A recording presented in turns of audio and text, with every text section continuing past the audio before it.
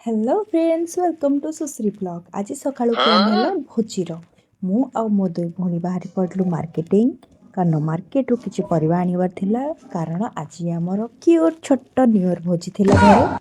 तो twinkle scooty धरी ready हो पड़ा जीवाई। तो दीदी से समय कहला कि मु भी टे गाड़ी चले बट से गाड़ी चलवा छाड़। तो मु बहुत दिन है गाड़ी चल नी तो मु स्कूटी धरी रेडी हो गली बाहर मार्केट जाको। मार्केट धर के पूरा लंग ड्राइव रे गलु मार्केट जाई सारा प्लान थिला कौन कौन सब वेजिटेबल सब नहीं आसापी। फास्ट वेजिटेबल्स दुकान गलु।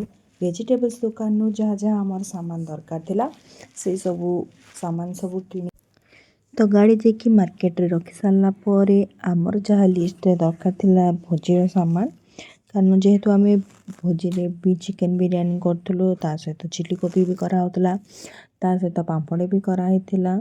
तो जहाँ भी सामग्री दरकार थिला तो आम बट दीदी मजा था फूलकोबी बाछा को ट्विंकल जिते सारा सब प्याज था जहाँ वेजिटेबल से बाछिक हेल्प कर दौला।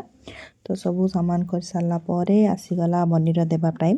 तो समस्ते मत ही अन तो मुझे गली पैसा देवाई मो पैसा तो पैसा तो नाला जमार 250 होता तो मुझे 250 देकिन वेजिटेबल्स सब नहीं ये आम डेली परिया दुकान थिला जे कि आम अलरेडी पाख सब सामान नहीं आसू। तो सी मत पचारे झील भल मंद सब पचारे कौटे रोच आसना बोलिका तो साथी कथा से खुशी मत मटर देदेले तो मटर भी खाईदेली करदेकिन आम गलु भारी किसी ग्रोसरी जिनस ग्रोसरी किणापाईका ग्रोसरी जेहेतु बिरियानी कराला चाउल तेल मसला जहाँ भी दरकार था सब से दुकान नहीं आसलु भारी।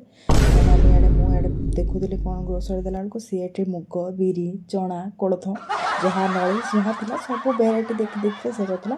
तो मो भाई को कहली हाई करदेक तो भाई टे खुशी होगी हाई करदे जेहेतु मुझे गोटे मिनी ब्लॉग बनाऊँगी ब्लॉग बनवार सी भी खुशी गले कि हाँ जहाँ मुझे ब्लॉग रे आसीजी। तो आम सब मार्केटिंग सरीगला तो आम रेडी होकिन सामान धरिकी तो आम पुणी थे गाड़ी स्टार्ट करके आसलु घर को सामान नहीं जा कारण ओभर लाइट हो जाता। तो गले पुणी भोजी करार घरे मम्मी भी वेट करते तो से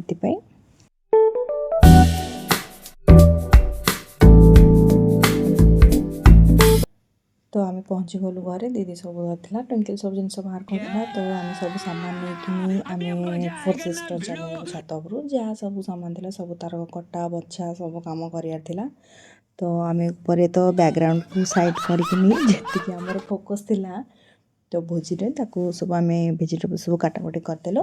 काटाकुटी कर सारापर मम्मी भी तले सब कम करते फिर भी आम ऊपर अधा जेहेतु भोजीर वाइबटा दरकार थिला तो ऊपर आम समस्ते चिली कोबी मटर सब कलु मुझे जाकर चिली कोबी करने सब सामग्री रेडी करती। मम्मी आड़े बिरियानी राइस को रेडी करते चिकेन अलरेडी से करदे तो बिरियानी राइस पकाते तेरे आम झील चिली कोबी को फ्राए करता बट मो नानी भोकर ता पेट जलीगला सी गला भारी खायापाईका।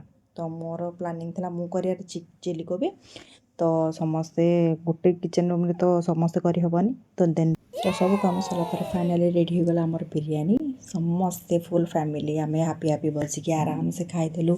मम्मी बापा मो दीदी मो भौणी मैंने समस्ते एकाठे बसिक आम गोटे मिनी टाइम फैमिली देकिन एकाठे थिलु। देन सब सरलापर टिके डांस भी होगला ढिंचाक ढिंचाक डांस हो सारापर रहुची।